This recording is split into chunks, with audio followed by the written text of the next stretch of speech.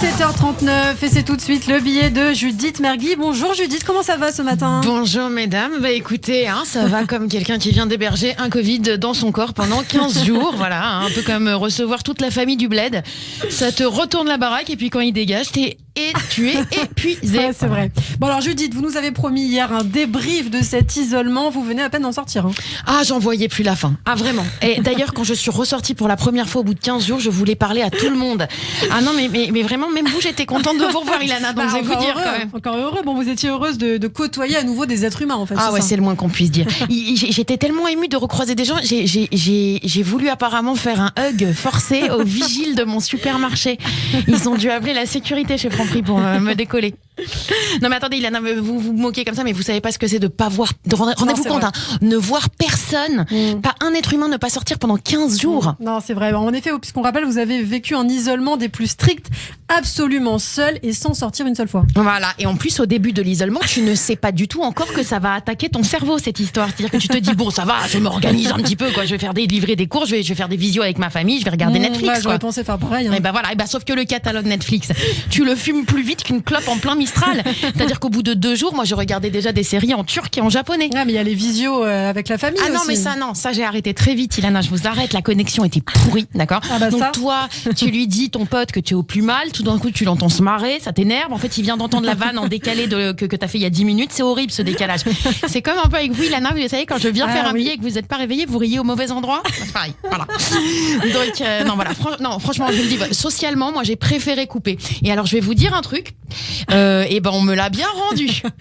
Bon, comment ça ? Vous avez senti une distance de la part de votre entourage, c'est ça ? Mais pire, un racisme anti-covidé. C'est-à-dire que les gens, tu les dégoûtes, en fait. Tu le sens bien, ils prennent même pas de tes nouvelles comme si ça allait se transmettre par WhatsApp. Ouais. Et là, d'ailleurs, je vais créer la Ligue contre le racisme et la covidophobie. Pas facile à prononcer ça. Eh ben, articulez, essayez, voilà. Non, voilà, donc on en était, on était moi seule, donc chez moi, comme une merde, il faut le dire, il y a un moment.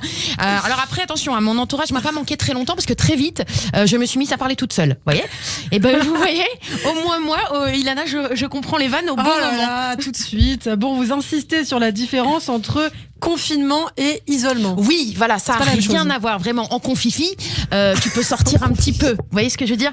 Alors qu'en isolement, tu n'oses même pas regarder par la fenêtre. Je sais pas comment vous dire. Le laboratoire t'appelle, la sécurité sociale t'appelle. Il y a Darmanin en sniper qui est posté en bas de chez toi, qui est prêt à te voilà. Et les gens, en plus, qui t'envoient tous. Le seul truc qu'on t'envoie, c'est un lien pour télécharger l'application Tous Anti-Covid. Tu sais, genre en mode dénonce-toi la commande en tour. Bon, est-ce que vous pouviez nous faire quelques kiffs gourmets en commandant à manger ? Mais quel kiff! Mais je comprends pas, quel kiff gourmet, tu n'as plus de goût! On avait dit quel kiff gourmet! Ah, vous avez perdu le goût. Mais oui, bien sûr. Donc déjà, en plus, tu goûtes 3 fois à chaque truc. Donc t'es là. Attends, c'est du Nutella, ça? Attends, je refais un test de seconde. Ah non, mais je sens pas je vais regoûter le Nutella. Le bilan, c'est 5300 calories ingurgitées pour moins 72% de kilo kiff ressenti. Et pourtant, moi, je le vois là, vous avez pas grossi du tout, Judith. C'est l'inverse même. Et bah oui, mais ça, c'est parce qu'en fait, pendant ce temps-là, le Covid se charge de te bouffer de l'intérieur, C'est-à-dire que, alors attention. Par contre, je dois prévenir un truc, à toutes celles qui essayent, mesdames, désespérément de choper le Covid pour perdre quelques kilos, vous pouvez arrêter. Ça ne sert à rien. Donc c'est plus la peine d'aller essayer de pécho des inconnus à la sortie des laboratoires PCR ou de lécher des narines de personnes aux urgences. Vous arrêtez tout de suite parce qu'en fait, je vais vous annoncer quelque chose. Tu maigris dégueu avec le Covid. C'est-à-dire que ce bâtard de virus, il t'attaque dans les muscles. Voilà. Je comprends pas, mon gars. Il y a un bourrelet là qui est parfait. Pourquoi tu croques pas dedans? Non, parce qu'en plus, moi, je veux dire, ça a été nourri au couscous bio toute sa vie, tout ça.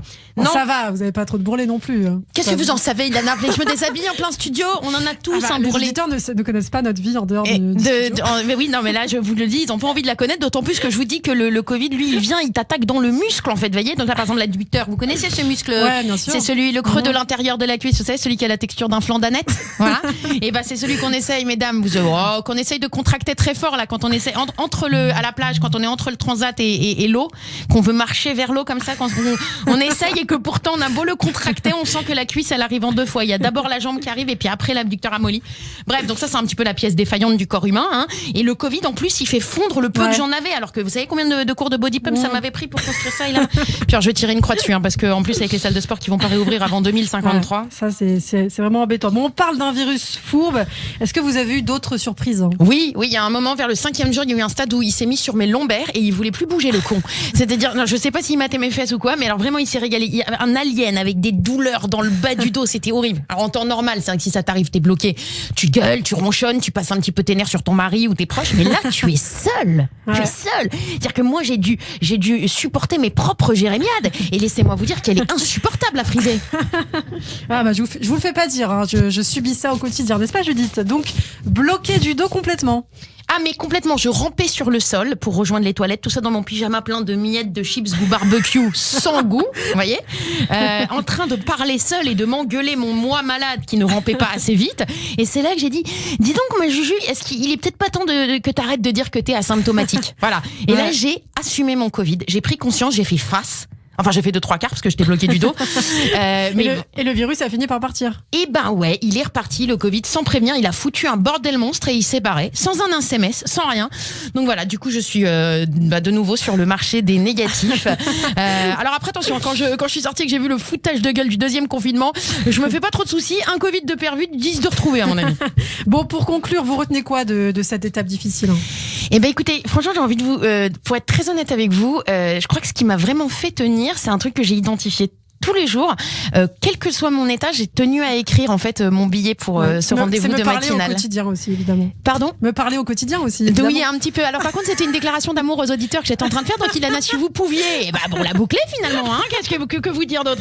Non, j'étais en train de dire vraiment, je tiens à dire merci aux auditeurs et d'ailleurs à tous les collègues de la rédaction pour le coup, c'est vrai parce que malade, quand on sait qu'on est attendu quelque part et qu'on a un rendez-vous, et ben ça nous fait tenir et c'est comme ça que je l'ai buté ce virus à mon avis. Donc merci à tous. Eh bien, vous attendez avec impatience Judith, merci beaucoup.